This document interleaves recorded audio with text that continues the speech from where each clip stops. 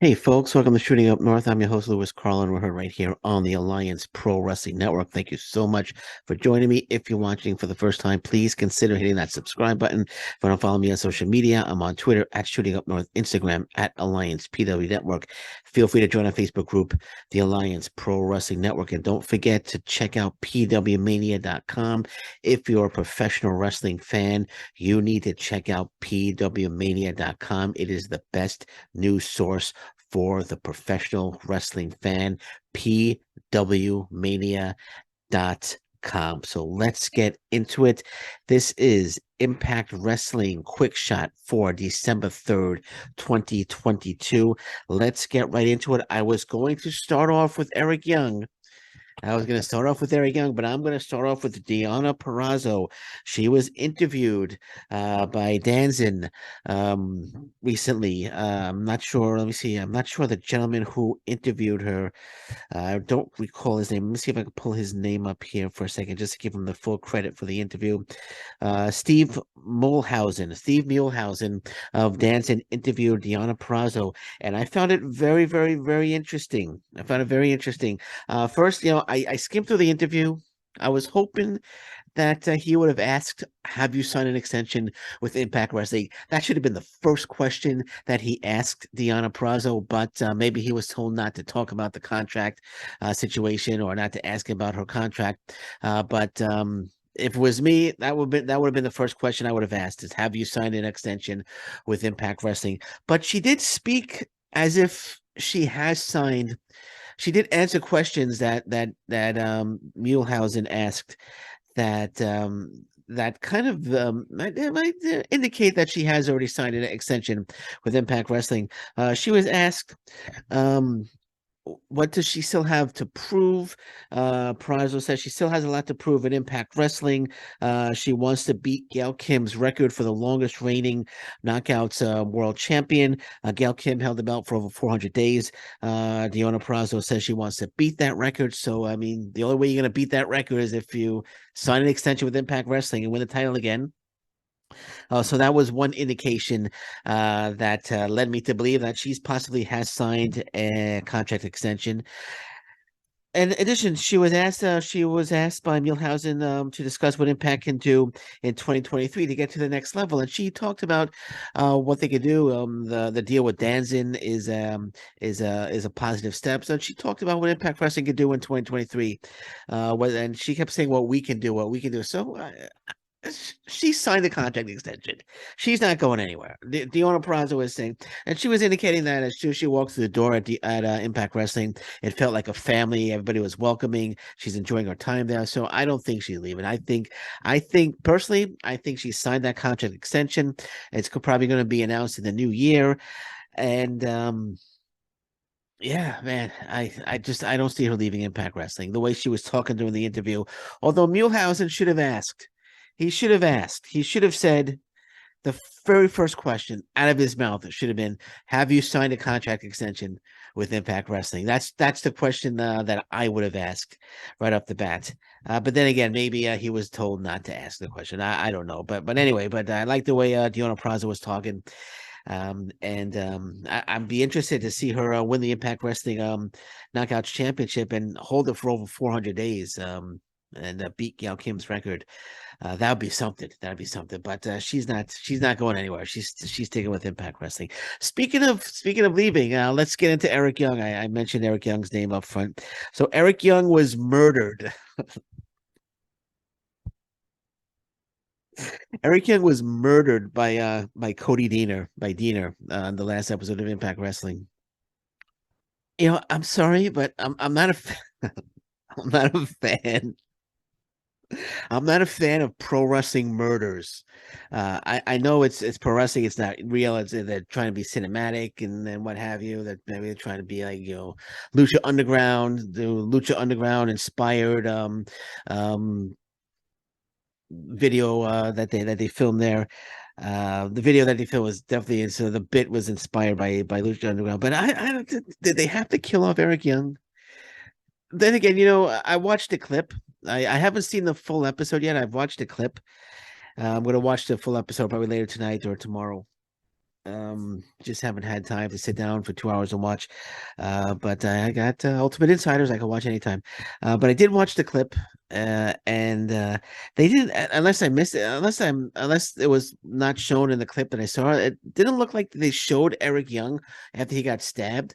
So you didn't actually see him get stabbed. So it kind of leaves it open. Okay, you think Eric Young was murdered by Cody Deaner, and but in case he all there's all indications that he's going back to the WWE.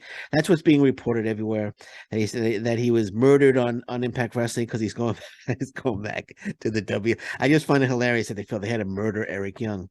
I know that they did the same thing with Bunny, um, with the Bunny. Where she was murdered. She took a knife to the stomach, I think it was, from what I remember. Uh, and you actually saw the knife going in, though. You actually saw the murder happening. You didn't actually see Eric Young and he's like staring at me right back there. They're looking at me right now, like here. So sorry you got murdered there, Eric Young. But yeah, I mean, all signs of him are returning to the WWE. Everyone's reporting here. The Wrestling Observer, Eric Young returning to the WWE as latest Impact run ends. It's been reported by PW Insider. It says there were no reported details as to what Eric Young's role and start date will be, or whether he will be heading to the main roster or NXT. But it appears that murdering Eric Young on Impact Wrestling, you murder him in the Impact Wrestling universe so he can transport to the WWE universe. And I think, what is he going to do in the WWE? Is he gonna is he gonna get lost in the shuffle again in the WWE? I mean, he was a star in Impact Wrestling. He was one of the top guys. And what is he gonna are they gonna insert him right away into a feud with like Brock Lesnar, or are they gonna insert him into a feud immediately with Roman Reigns? Like that WrestleMania main event, Roman Reigns. They're gonna call the Rock up, say, "Hey, Rock, sorry, Dwayne, we're going." Sorry, Dwayne, we're going with Eric. We're going with Eric at WrestleMania. Yeah, he's winning the Royal Rumble. Eric's winning the Royal Rumble. He's going to WrestleMania against Roman Reigns. But are they going to bring back Sanity? Sanity going to be coming back to Impact? I'm sorry, to WWE. I don't know what they're going to do. But all signs are pointing to Eric Young returning to the WWE. I know he wasn't too happy. Wasn't too happy in the WWE's prior run with McMahon at the helm. Now Triple H is in charge. It seems like everybody wants to go back now to the WWE, and I guess Eric Young wants to give it another shot and right the wrongs of the last run that he had in the WWE. So I wish him luck. I wish him luck. And a lot of people are upset. A lot of people are saying, Eric Young, oh, they should have let Eric Young go. They should have let Eric Young go. I'm not so horribly upset at it, right? I'm not so horribly upset that Eric Young is leaving. I mean, Dina's obviously taken over Violent by Design. You have Alan Angels, or just Angels as it's going by. You have Big Con. So you have a new version of Violent by Design. So it's like you have a new faction now. So you have something fresh. You have something really fresh. And again, I wish Joe Doring a speedy recovery. Hope he comes back very, very soon to Impact Wrestling. I'm not sure if he will be a part of the new Violent by Design group, but this is a fresh group now. Right? You had Young, Dieter, and Joe Doring since the beginning, but now you have a new, fresh group in Diener, Angels, and Big Con. So I'm curious. I'm actually excited to see what that they could bring to Impact Wrestling. So it's a new, fresh group. So that's got me a little excited. Okay, Eric Young, tremendous talent, and I know a lot of fans in Impact Wrestling. A lot of fans wanted him to stay in Impact Wrestling, and if he stayed, I'd be okay with it. But I'm not. I'm not turning tables over in my house because Eric Young has left Impact Wrestling. He's giving me the death stare back here. He's he's staring a hole in the back of my head right here. But I'm like I said, I'm not turning tables over in my. I'm not throwing glasses against the wall or anything like that. I'm not shedding any tears that Eric Young is no longer, because I'm excited about Dina Angels and Big Con. It's like I said, a fresh new group, and let's just see what they could do. Let's just see what they could do. Okay, let's talk about Brock Lesnar. An interesting story came out on Brock Lesnar, and you can read the story on PW Mania. Brock Lesnar actually once attempted to join Impact TNA slash Impact Wrestling. I did not know that. I don't think anybody knew that. I'll read here. WWE Hall of Famer Kurt Angle actually discussed it on his podcast. So WWE Hall of Famer Kurt Angle discussed the rumor that Brock Lesnar attempted to join TNA and Impact Wrestling around 2007 during his podcast, the Kurt Angle Show. So this is what Kurt Angle had to say. He said, Brock Lesnar said, let me just read it verbatim. It says, okay, Brock calls me. He is not in the WWE. He says, listen, man, can you get me in TNA? I probably shouldn't even be saying this right now, but you know what? Brock doesn't care.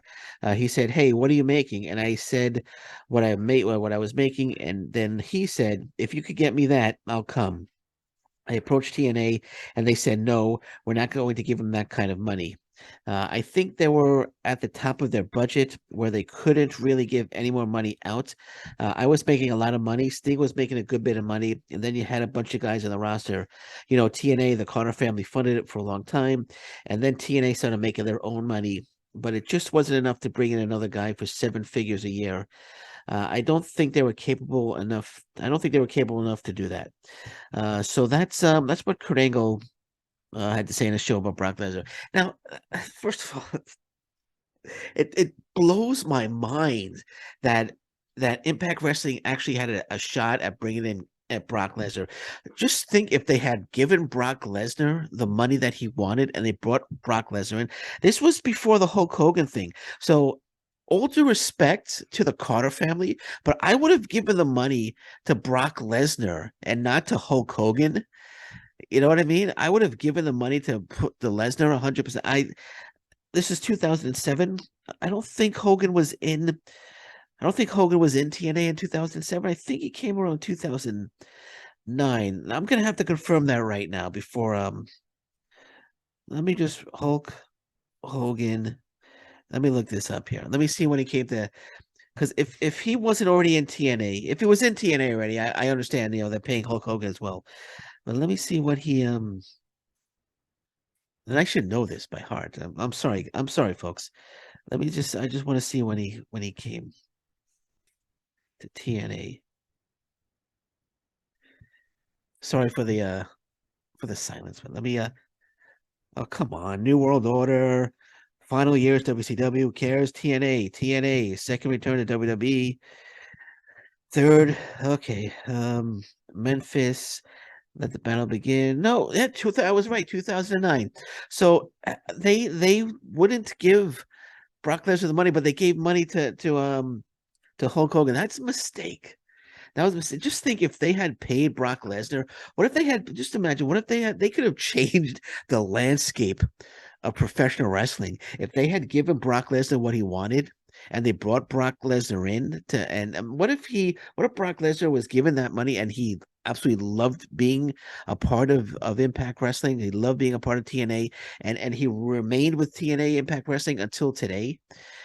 Just think how wrestling would be different, how different you know TNA Impact Wrestling would be around. Impact Wrestling, I should want to call it, don't want to call it TNA anymore, but Impact Wrestling would be right now if they gave Brock Lesnar the money and he loved being with Impact Wrestling and he remained with Impact Wrestling and he brought other stars in because Brock Lesnar was there and the fan base would be, I think, a lot bigger right now if Brock Lesnar was a part of Impact Wrestling. Now I know it's wishful thinking on my part and it's a what if scenario and an unlikely what if scenario.